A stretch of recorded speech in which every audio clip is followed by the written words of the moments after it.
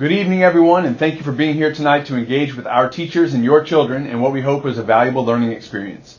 There are a few things going home with you tonight, and I wanted to call attention to the copy of our homeschool compact that you should have received by now. This document was developed a bit more this year to include a menu of specific commitments that we need from each and every one of you if we're going to have a true partnership in support of the educational goals of our children. I'd like to challenge our entire parent community to think about what you are currently doing to support your child's academic goals at home. Think about what you do with the information from the progress reports or from the parent-teacher conferences you attend.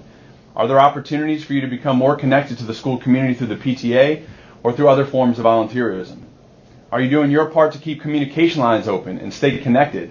And are you holding us accountable when you have questions about our plan to help your children meet their learning goals? I would encourage each of you to review the homeschool compact carefully and think about the one or two things you may want to add to those New Year's resolutions for 2019. Think about your family as an organization and reflect on the structures and systems within the organization that allows it to operate effectively. How closely do your structures and systems with regard to decision making, rewards, and communication align with your core family values? In other words, if you value academic effort, do your reward systems at home align with that value?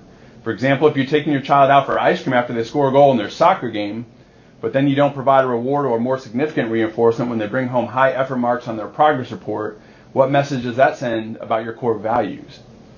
Or if your child gets assigned a long-term project at school that requires attention to time management, how do you reinforce that planning in order for them to be successful?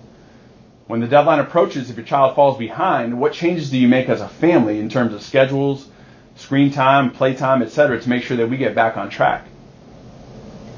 It's important to remember that the actions we take as parents send a direct message to the children in our care about what we value. Your children and our students receive these messages daily, whether we want them to or not.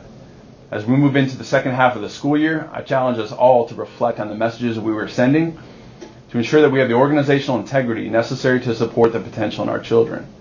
After all, we all want the same thing, and it's important that you know how much we want to work together and that we're always here to help. Thanks again for being here tonight.